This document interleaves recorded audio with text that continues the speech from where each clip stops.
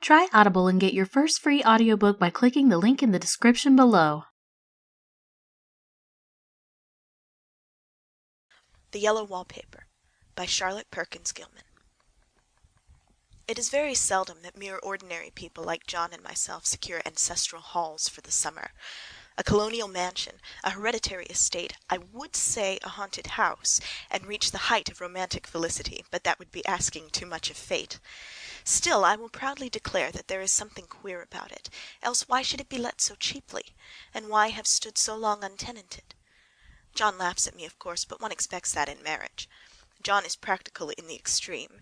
He has no patience with faith, an intense horror of superstition, and he scoffs openly at any talk of things not to be felt and seen and put down in figures. John is a physician, and perhaps, I would not say it to a living soul, of course, but this is dead paper, and a great relief to my mind, perhaps that is one reason I do not get well faster. You see, he does not believe I am sick, and what can one do? If a physician of high standing and one's own husband assures friends and relatives that there is really nothing the matter with one but temporary nervous depression, a slight hysterical tendency, what is one to do? My brother is also a physician and also of high standing, and he says the same thing. So I take phosphates, or phosphites, whichever it is, and tonics and journeys and air and exercise, and am absolutely forbidden to work until I am well again. Personally, I disagree with their ideas. Personally, I believe that congenial work with excitement and change would do me good. But what is one to do? I did write for a while in spite of them, but it does exhaust me a good deal, having to be so sly about it, or else meet with heavy opposition. I sometimes fancy that my condition, if I had less opposition and more society and stimulus— but John says the very worst thing I can do is think about my condition, and I confess it always makes me feel bad, so I will let it alone and talk about the house. The most beautiful place. It is quite alone, standing well back from the road, quite 3 miles from the village. It makes me think of English places that you read about, for there are hedges and walls and gates that lock, and lots of separate little houses for the gardeners and people. There is a delicious garden. I never saw such a garden, large and shady, full of box-bordered paths, and lined with long grape-covered arbors with seats under them. There were greenhouses, too, but they're all broken now. There was some legal trouble, I believe, something about the heirs and co-heirs. Anyhow, the place has been empty for years. That spoils my ghostliness, I'm afraid, but I don't care. There's something strange about the house. I can feel it. I even said so to John one moonlit evening, but he said what I felt was a draught and shut the window. I get unreasonably angry with John sometimes. I'm sure I never used to be so sensitive. I think it's due to this nervous condition. But John says if I feel so I shall neglect proper self-control, so I take pains to control myself, before him at least, and that makes me very tired. I don't like our room one bit. I wanted one downstairs that opened on the piazza and had roses all over the window and such pretty old-fashioned chintz hangings, but John would not hear of it. He said there was only one window and not room for 2 beds, and no nearer room for him if he took another. He is very careful and loving, and hardly lets me stir without special direction. I have a scheduled prescription for each hour in the day. He takes all care for me, and so I feel basely ungrateful not to value it more. He says we came here solely on my account, that I was to have perfect rest and all the air I could get. Your exercise depends on your strength, my dear, said he, and your food somewhat on your appetite, but air you can absorb all the time. So we took the nursery at the top of the house. It is a big, airy room, the whole floor nearly, with windows that look all ways, and air and sunshine galore. It was nursery first, and then playroom and gymnasium, I should judge, for the windows are barred for little children, and there are rings and things in the walls. The paint and paper look as if a boys' school had used it. It is stripped off, the paper, in great patches all around the head of my bed, about as far as I can reach, and in a great place on the other side of the room low down. I never saw worse paper in my life. One of those sprawling, flamboyant patterns committing every artistic sin. It is dull enough to confuse the eye in following, pronounced enough to constantly irritate and provoke study, and when you follow the lame uncertain curves for a little distance they suddenly commit suicide, plunge off at outrageous angles, destroy themselves in unheard-of contradictions. The color is repellent, almost revolting. Smoldering, unclean yellow, strangely faded by the slow-turning sunlight. It is a dull, yet lurid orange in some places, a sickly sulphur tint in others. No wonder the children hated it. I should hate it myself if I had to live in this room long. There comes John, and I must put this away. He hates to have me write a word. We have been here 2 weeks, and I haven't felt like writing before since that first day. I am sitting by the window now up in this atrocious nursery, and there is nothing to hinder my writing as much as I please, save lack of strength. John is away all day, and even some nights when his cases are serious. I'm glad my case is not serious, but these nervous troubles are dreadfully depressing. John does not really know how much I suffer. He knows there is no reason to suffer, and that satisfies him. Of course it is only nervousness. It does weigh on me so, not to do my duty in any way. I meant to be such a help to John, such a real rest and comfort, and here I am a comparative burden already. Nobody would believe what an effort it is to do what little I am able, to dress and entertain and other things. It is fortunate Mary is so good with the baby. Such a dear baby. And yet I cannot be with him, it makes me so nervous. I suppose John was never nervous in his life. He laughs at me so about this wallpaper. At first he meant to repaper the room, but afterwards he said that I was letting it get the better of me, and that nothing was worse for a nervous patient than to give way to such fancies. He said that after the wallpaper was changed it would be the bedstead, and then the barred windows, and then that gate at the head of the stairs, and so on. You know the place is doing you good, he said, and really, dear, I don't care to renovate the house just for a 3 months' rental. Then do let us go downstairs, I said. There are such pretty rooms there. Then he took me in his arms, and called me a blessed little goose, and said he would go down to the cellar if I wished, and have it whitewashed into the bargain. But he is right enough about the beds and windows and things. It is an airy and comfortable room as any one need wish, and of course I would not be so silly as to make him uncomfortable just for a whim. I'm really getting quite fond of the big room, all but that horrid paper.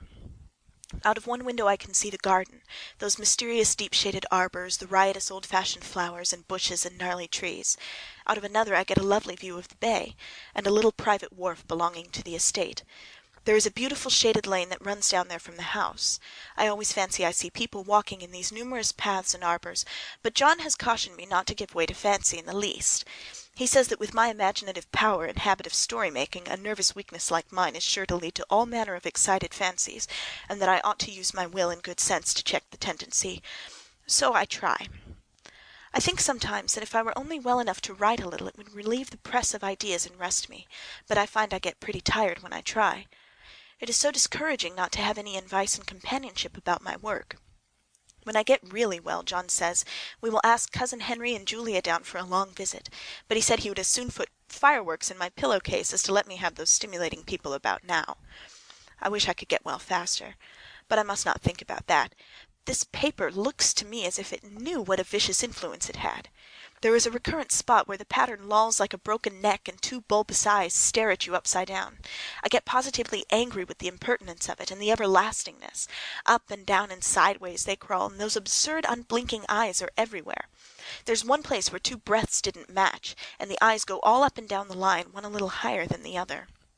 I never saw so much expression in an inanimate thing before, and we all know how much expression they have.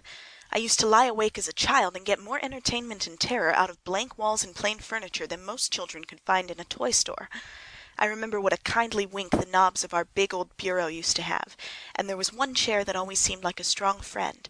I used to feel that if any of the other things looked too fierce, I could always hop into that chair and be safe. The furniture in this room is no worse than inharmonious, however, for we had to bring it all from downstairs. I suppose when this was used as a playroom they had to take the nursery things out, and no wonder. I never saw such ravages as the children have made here.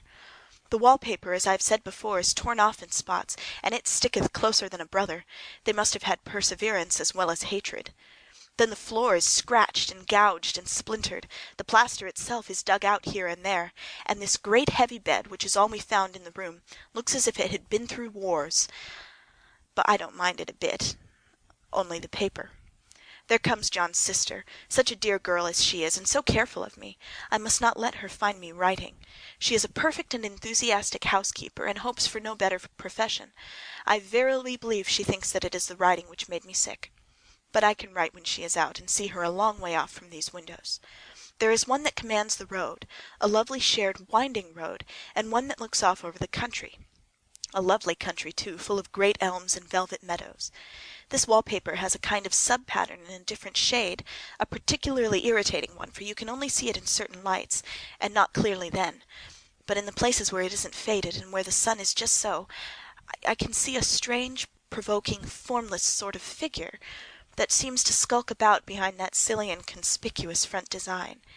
Oh, there's sister on the stairs. Well, the 4th of July is over. The people are gone, and I am tired out.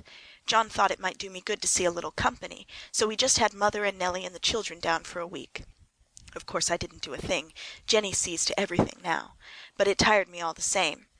John says if I don't pick up faster he shall send me to Weir Mitchell in the fall, but I don't want to go there at all. I had a friend who was in his hands once, and she says he is just like John and my brother, only more so. Besides, it is such an undertaking to go so far. I don't feel as if it was worth while to turn my hand over for anything, and I'm getting dreadfully fretful and querulous. I cry at nothing, and cry most of the time. Of course I don't when John is here or anybody else, but when I am alone, and I am alone a good deal now. John is kept in town very often by serious cases, and Jenny is good and lets me alone when I want her to. So I walk a little in the garden, or down that lovely lane, sit on the porch under the roses, and lie up here a good deal. I'm getting really fond of the room in spite of the wallpaper. Perhaps because of the wallpaper. It dwells in my mind so. I lie here on this great immovable bed. It is nailed down, I believe, and I follow the pattern about by the hour. It is as good as gymnastics, I assure you. I start, we'll say, at the bottom, down in the corner over there where it has not been touched, and I will determine for the 1000th time that I will follow that pointless pattern to some sort of a conclusion. I know a little of the principle of design, and I know this thing was not arranged on any laws of radiation or alternation or repetition or symmetry or anything else that I ever heard of. It is repeated, of course, by the breadths, but not otherwise. Looked at in one way, each breadth stands alone. The bloated curves and flourishes, a kind of debased Romanesque with delirium tremens, go waddling up and down in isolated columns of fatuity.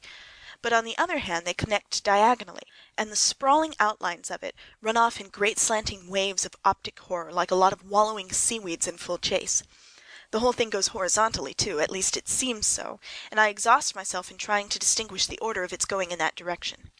They have used a horizontal breadth for a frieze, and that adds wonderfully to the confusion. There is one end of the room where it is almost intact, and there, when the cross-lights fade and the low sun shines directly upon it, I can almost fancy radiation after all. The interminable grotesques seem to form around a common centre, and rush off in headlong plunges of equal distraction. It makes me tired to follow it. I will take a nap, I guess. I don't know why I should write this. I don't want to. I don't feel able, and I know John would think it absurd. But I must say what I feel and think in some way. It is a great relief. The effort is getting to be greater than the relief. Half the time now I am awfully lazy, and lie down ever so much. John says I mustn't lose my strength, and has me take cod-liver oil and lots of tonics and things, to say nothing of ale and wine and rare meat. Dear John, he loves me very dearly, and hates to have me sick. I tried to have a real earnest, reasonable talk with him the other day, and tell him how I wish he would let me go and make a visit to Cousin Henry and Julia. But he said I wasn't able to go, nor able to stand it after I got there, and I did not make out a very good case for myself, for I was crying before I'd finished. It is getting to be a great effort for me to think straight. Just this nervous weakness, I suppose. And dear John gathered me up in his arms, and carried me upstairs, and laid me on the bed, and sat by me and read to me till it tired my head. He said I was his darling and his comfort and all he had, and I must take care of myself for his sake, and keep well. He says no one but myself can help me out of it, that I must use my will and self-control, and not let any silly fancies run away with me. There's one comfort, the baby is well and happy, and does not have to occupy this nursery with the horrid wallpaper. If we had not used it, that blessed child would have. What a fortunate escape! I wouldn't have a child of mine, an impressionable little thing, live in such a room for worlds. I never thought of it before, but it is lucky that John kept me here after all. I can stand it so much easier than a baby, you see. Of course, I never mention it to them any more. I'm too wise. But I keep watch of it all the same. There are things in that paper that nobody knows but me, or ever will. Behind that outside pattern the dim shapes get clearer every day. It is always the same shape, only very numerous, and it is like a woman, stooping down and creeping about behind that pattern. I don't like it a bit. I begin to think, I wish John would take me away from here. It is so hard to talk with John about my case, because he is so wise, and because he loves me so. I tried it last night. It was moonlight. The moon shines in all around just as the sun does. I hate to see it sometimes, it creeps so slowly, and always comes in by one window or another. John was asleep, and I hated to wake him, so I kept still and watched the moonlight on that undulating wallpaper till I felt creepy. The faint figure behind seemed to shake the pattern just as if she wanted to get out. I got up softly and went to feel and see if the paper did move, and when I came back John was awake. "What is it, little girl?" he said. "Don't go walking about like that. You'll get cold." I thought it was a good time to talk, so I told him that I really was not gaining here, and that I wished he would take me away. "Why, darling," said he, "our lease will be up in 3 weeks, and I can't see how to leave before. The repairs are not done at home, and I cannot possibly leave town just now. Of course, if you were any danger, I could and I would, but you really are better, dear, whether you see it or not. I'm a doctor, dear, and I know that you are gaining flesh and color. Your appetite is better. I really feel much easier about you." "I don't weigh a bit more," said I, "nor as much, and my appetite may be better in the evening when you are here, but it is worse in the morning when you are away." "Bless her little heart," said he with a big hug, "she shall be as sick as she pleases. But now let's improve the shining hours by going to sleep, and talk about it in the morning." "And you won't go away?" I asked gloomily. "Why, how can I, dear? It is only 3 weeks more, and then we will take a nice little trip of a few days while Jenny is getting the house ready. Really, dear, you are better." "Better in body, perhaps," I began, and stopped short, for he sat up straight and looked at me with such a reproachful look that I could not say another word.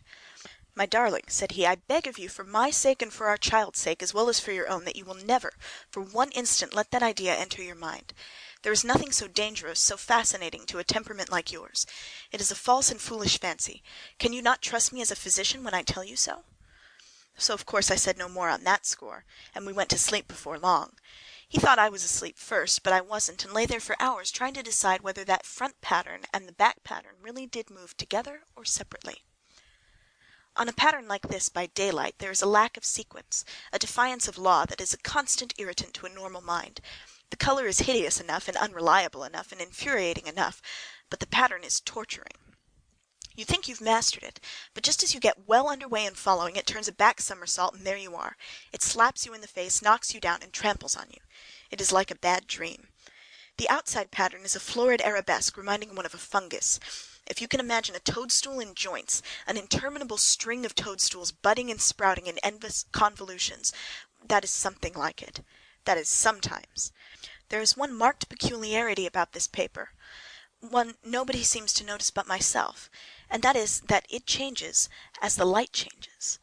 When the sun shoots in through the east window, I always watch for that first long, straight ray. It changes so quickly that I can never quite believe it. That is why I watch it always. By moonlight, the moon shines in all night when there is a moon, I wouldn't know it was the same paper. At night, in any kind of light, in twilight, candlelight, lamplight, and worst of all by moonlight, it becomes bars. The outside pattern, I mean, and the woman behind it as plain as can be. I didn't realize for a long time what that thing was that showed behind, the dim some pattern, but now I am quite sure that it is a woman. By daylight she is subdued and quiet. I fancy it is the pattern that keeps her so still. It is so puzzling, it keeps me quiet by the hour. I lie down ever so much now. John says it is good for me, and to sleep all I can. Indeed, he started the habit by making me lie down for an hour after each meal. It is a very bad habit, I am convinced, for you see, I don't sleep, and that cultivates deceit, for I don't tell them I'm awake, oh no! The fact is, I'm getting a little afraid of John. He seems very queer sometimes, and even Jenny has an inexplicable look. It strikes me occasionally, just as a scientific hypothesis, that perhaps it is the paper. I've watched John when he did not know I was looking, and come into the room suddenly on the most innocent excuses, and I've caught him several times looking at the paper.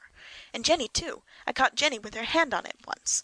She didn't know I was in the room, and when I asked her in a quiet, very quiet voice, with the most restrained manner possible, what she was doing with the paper, she turned around as if she'd been caught stealing, and looked quite angry, and asked me why I should frighten her so. Then she said that the paper stained everything it touches, that she'd found yellow smooches on all my clothes and John's, and she wished we would be more careful. Did that not sound innocent? But I know she was studying that pattern, and I'm determined that nobody shall find it out but myself.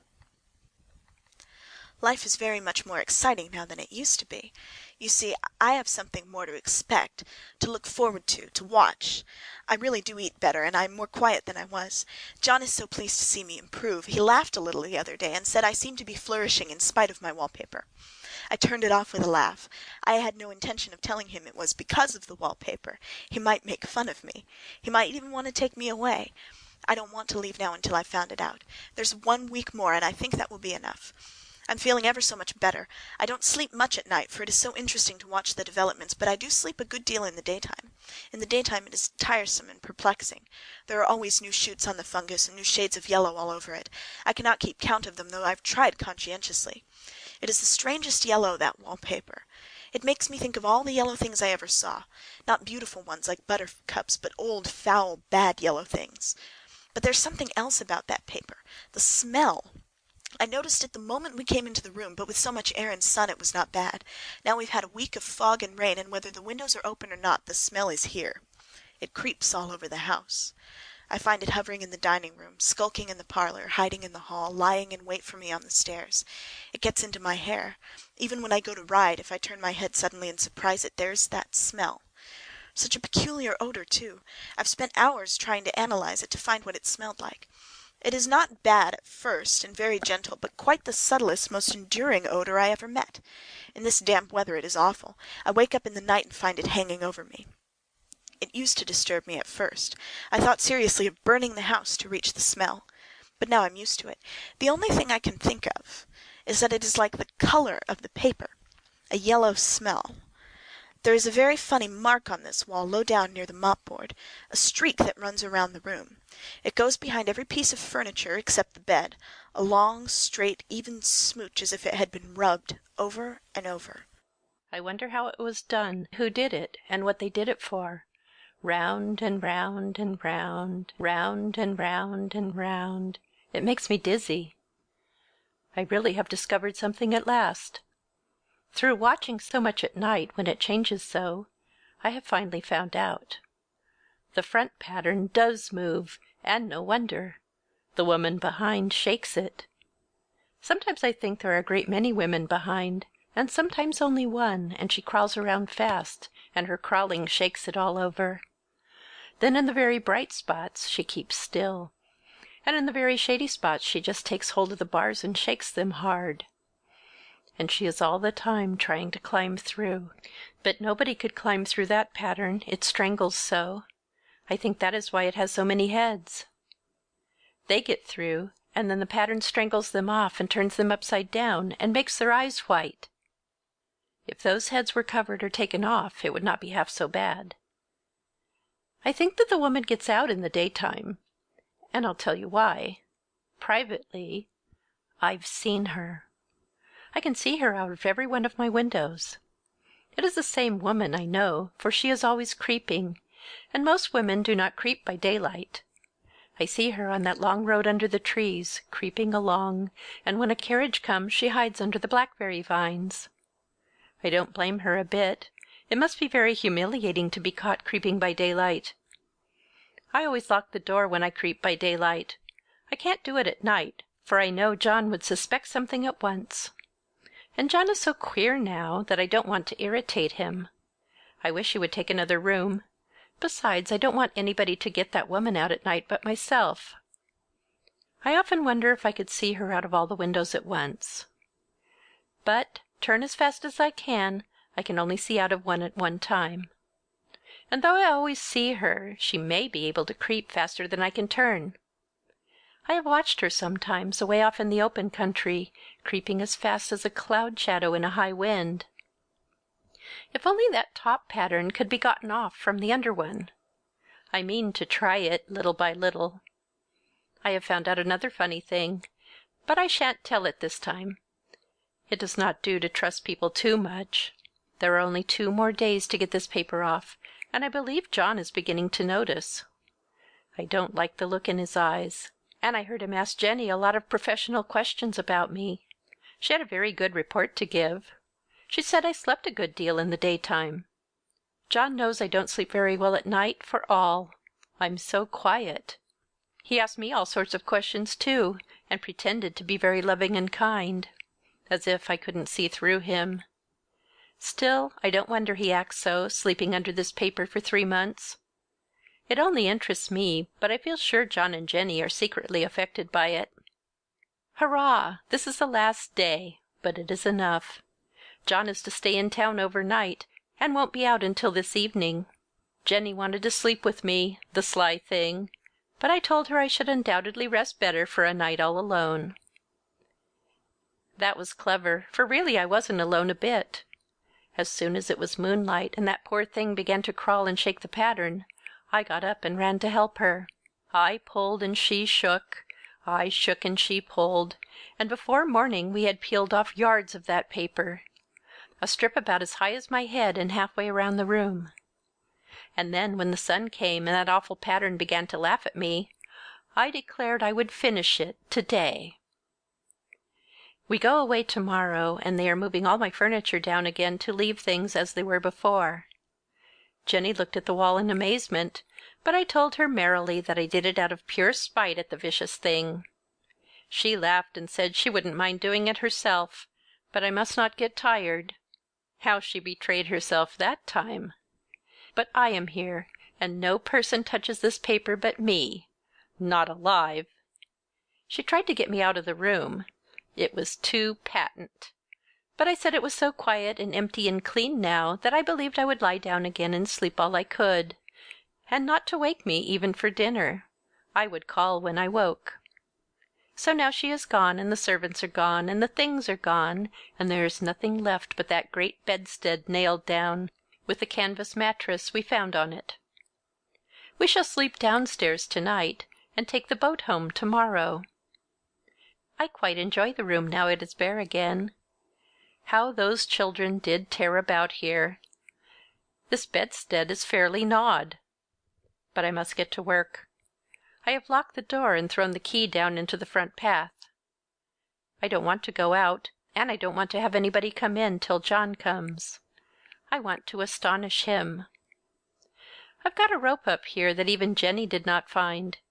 If that woman does get out and tries to get away, I can tie her. But I forgot I could not reach far without anything to stand on. This bed will not move. I tried to lift and push it until I was lame, and then I got so angry I bit off a little piece at one corner, but it hurt my teeth. Then I peeled off all the paper I could reach standing on the floor. It sticks horribly, and the pattern just enjoys it.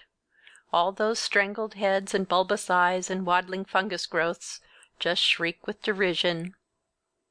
I am getting angry enough to do something desperate.